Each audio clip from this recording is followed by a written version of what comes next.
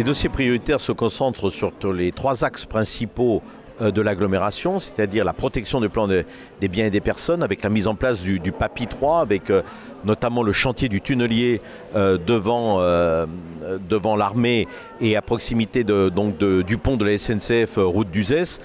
C'est une opération à 57 millions d'euros, un certain nombre de bassins de rétention qui vont être mis en place. Ensuite, bien sûr, le développement économique avec l'arrivée de nouvelles entreprises sur l'aéroport, le démarrage de la zone de Magna Porta avec la commercialisation de ces 60 hectares, dont 40 hectares constructibles autour de projets liés à l'industrie, avec des data centers, avec des sièges sociaux d'entreprise et également du tertiaire qui devrait engendrer environ 2300 emplois.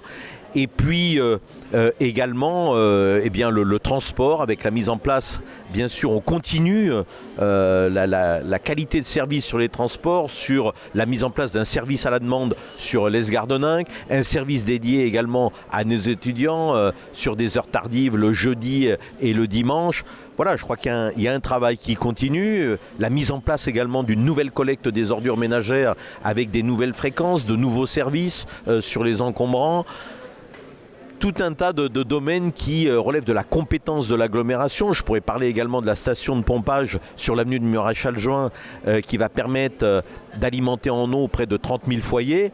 Voilà, je crois qu'il y a des choses qui ne se voient pas forcément parce que quand on inaugure des réseaux d'eau, qu'on fait des plans de protection contre les inondations, une fois qu'on a mis le bitume, ça ne se voit pas, mais en tout cas sur l'efficacité et sur la nécessité du bien vivre dans notre territoire, je crois qu'il y a une certaine efficacité.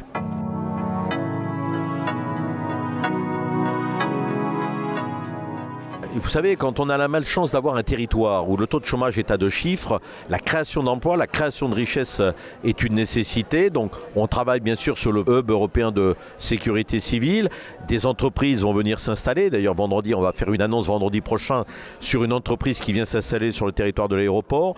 On est également sur la réindustrialisation avec peut-être des chaînes d'assemblage pour construire les Canadair de demain. Et puis comme je vous le disais, sur Magna Porta, le début avec une pose de première pierre fin 2025 d'entreprises qui vont venir enfin, commencer cette zone à proximité de la gare TGV qui me paraît ô combien importante.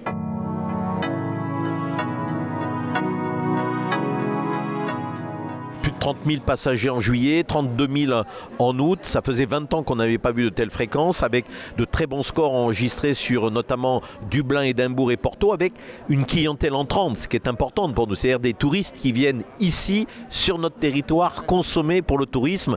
En plus des lignes classiques comme la Belgique ou Londres, qui sont en forte progression également. On est dans le droit chemin, il y a une part de marché qui est à prendre et c'est une nécessité. Le tourisme pour nous est quand même un atout important, c'est une filière économique primordiale et on se doit d'avoir un aéroport performant pour accueillir au mieux ces touristes.